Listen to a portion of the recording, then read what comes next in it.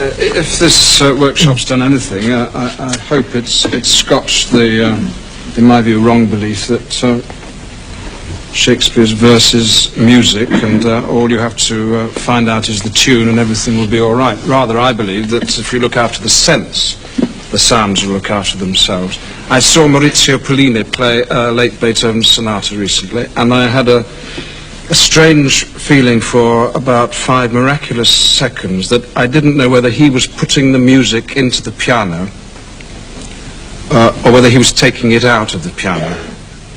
And acting at its best, Shakespeare, I think, is of that nature, that the actor is the playwright and the character simultaneously. This can only be achieved by the actor having total awareness of all the complexities of Shakespeare. So if we take a speech like Macbeth's last soliloquy, tomorrow and tomorrow and tomorrow, which, to crudely summarize, is a description of total blackness, total despair, that life is finite. It isn't enough just to say that and put that quality of despair into the voice and just hope it and just follow the rhythms. You've got to do many more things as well. You have to think and have analysed in rehearsal totally, so that your imagination, being fed by the concrete metaphors, concrete images, pictures, can then feed through into the body, into gesture, into timbre of voice, into eyelids, into every part of the actor's makeup. So that it does seem, as Trevor just said, that he is making it up as he goes along, although the actor, of course, knows that he isn't. But to start at the top with the first line, and I'll try as far as possible to relate this to blank verse, but it would be impossible for me not to mention imagery and all sorts of other literary devices which we haven't been talking about generally today. Satan says to Macbeth, "The Queen, my lord, is dead." And Macbeth replies, "She should have died hereafter," which is a short line. She should have died hereafter, indicating that there should be a pause, I think. And during that pause in performance, with the audience rather around me as you are now, I used to take that advantage of that pause to catch the audience's eye and begin the soliloquy, which is Macbeth, me, the actor, to talking directly, sharing my thoughts with you, the audience. Hereafter introduces one element of time, the future. Then we get a regular blank verse line. There would have been a time for such a word. Dum dum dum dum dum. There would have been a time, stressed, time, the speech is about time, for such a word. Word is the last line. What word? Is it she, the Queen? Is it hereafter? Is it time? There's something about that line which trips, in Hamlet's words, tick-tocks like a clock. There would have been a time for such a word. It's leading on to the next line, and here comes the word which is important, tomorrow. And tomorrow. And tomorrow. There are only 2 words in that line, an irregular line, given weight by its repetition 3 times. And the tripping of there would have been a time for such a word slows down on tomorrow, and tomorrow, and tomorrow. The rhythm is important. It's also a nonsense word if you say it 3 times, or if you say it 20 times, like a kid skipping tomorrow and tomorrow and tomorrow, tomorrow, tomorrow, tomorrow, tomorrow, tomorrow, tomorrow, tomorrow. What does that word mean, tomorrow? It's beginning to have the lack of meaning, I think, that Macbeth detects in his own life at this point. Creeps in this petty pace from day to day. And here comes the first metaphor, the first image. And the rhythm is beginning to creep, is beginning to plod, like someone plodding along a country lane. It's footsteps now, not the tick-tock of a clock. Creeps in this petty pace from day to day. Well, we've had tomorrow. We've now got today at the end of the line. From day to day, but it leads on to the next line to, not day, but the last syllable of recorded time, and it slows up even more, ending up with a very important word, time, at the end of the sentence.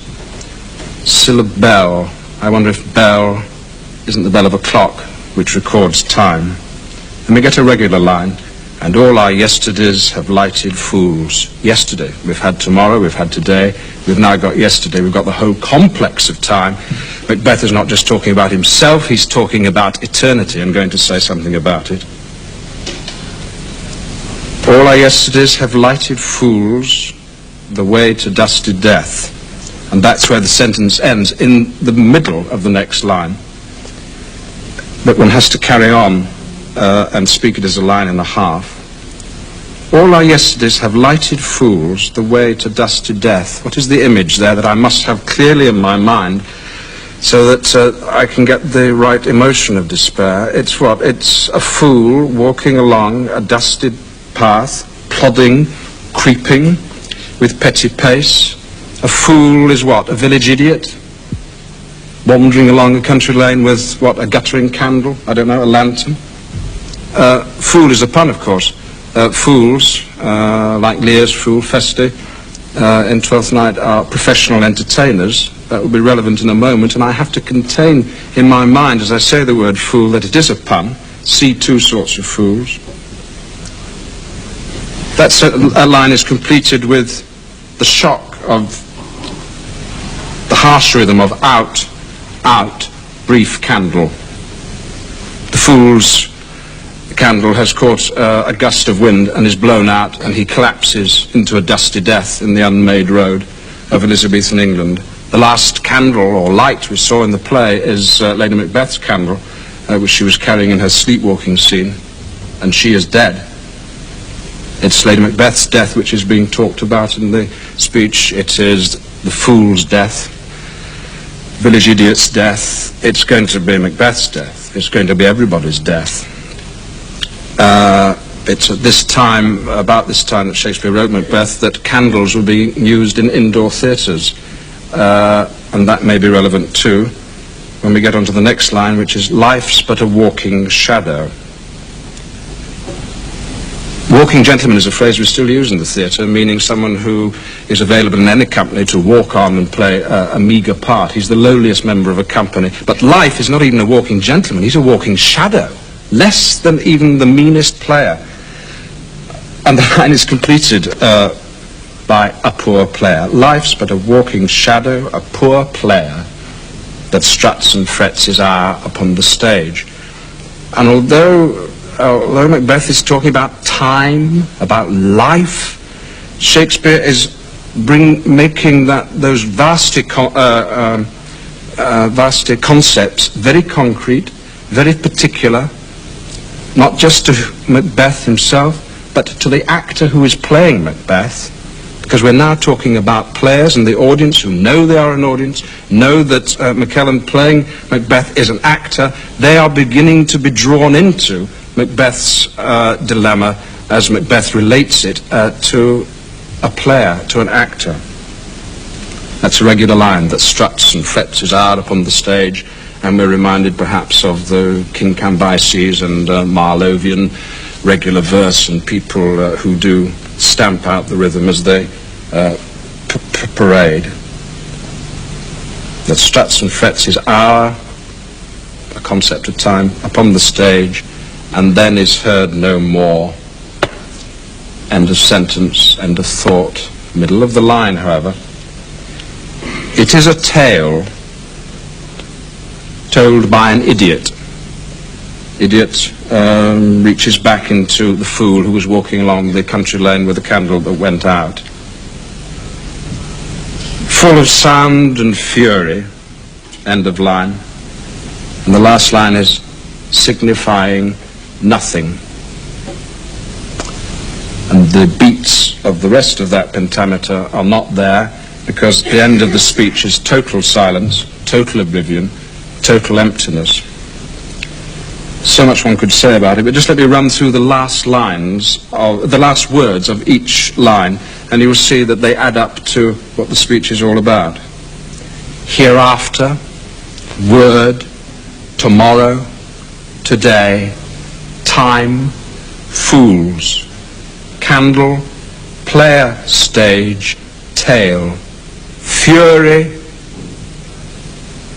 nothing. I must have all that in my mind as I'm going through it. Not so that you, the audience, can understand those complexities, because I'm not giving a lecture.